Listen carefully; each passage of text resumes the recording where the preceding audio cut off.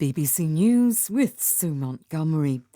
12 of Europe's top football clubs have confirmed that they plan to form a breakaway Super League in defiance of European football's governing body, UEFA.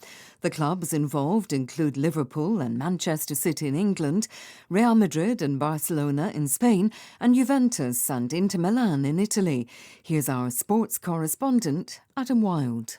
The threat of a breakaway Super League featuring clubs from across Europe has been discussed for decades, but now it seems closer than ever. There's been widespread condemnation of the proposals from European football's major governing bodies, including UEFA, the FA and the Premier League.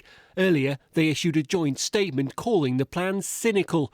They warned that those taking part could be banned from all other competitions and players could be prevented from representing their national teams. Russia has ordered the expulsion of 20 Czech diplomats, a response to Prague's decision to expel 18 Russian diplomats on Saturday. A senior Czech official said the tit-for-tat expulsions would almost wipe out the political section of the Moscow embassy. Rob Cameron is in Prague.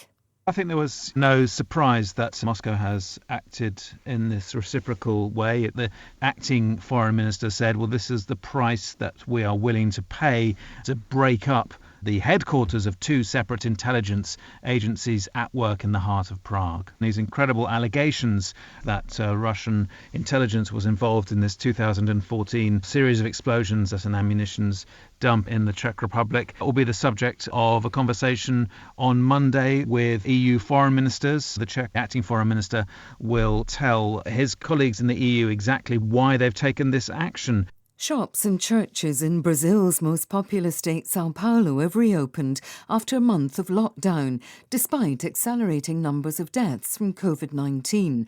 A nighttime curfew continues in place for another week, when restaurants, hairdressers and gyms will also reopen. A wildfire threatening the University of Cape Town in South Africa has gutted the country's oldest and most complete windmill. It engulfed the 3 floors and sails of Mostert's Mill, built in 1796.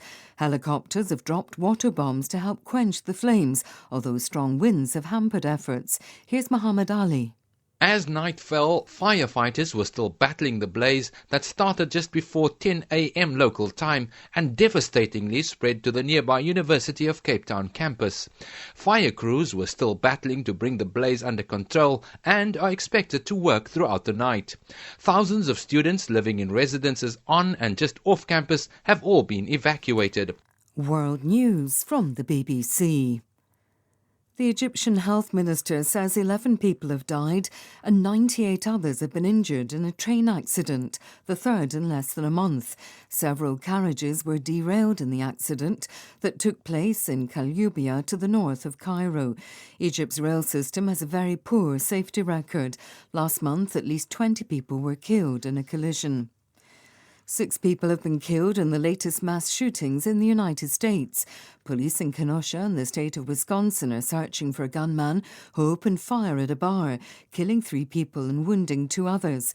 Several hours later, 3 people were shot dead in an incident in Texas. The interim chief of the Austin Police Department, Joseph Chacon, asked people to be vigilant. What we're asking from the residents in this area is continue to shelter in place. This is still an ongoing and active investigation, and we do not have this individual in custody yet. We are concerned that he might possibly take a hostage and be himself sheltered somewhere waiting for us to leave. Colombian anti-kidnapping teams are investigating the disappearance of an army colonel near the frontier with Venezuela. An army statement said Colonel Pedro Perez had last been seen in the town of Saravena in the region of Arauca, where he commands an engineering battalion. Groups of dissident FARC rebels and other armed groups operate in the area and have been fighting for control of drug and gold trafficking routes. Iraqi security officials say at least 5 rockets have targeted a military airbase that houses US contractors. The attack on Balad base to the north of Baghdad is the latest in a series of such incidents in recent months. The American workers there service F-16 aircraft used by the Iraqi military. No group has so far said that it was responsible. BBC News.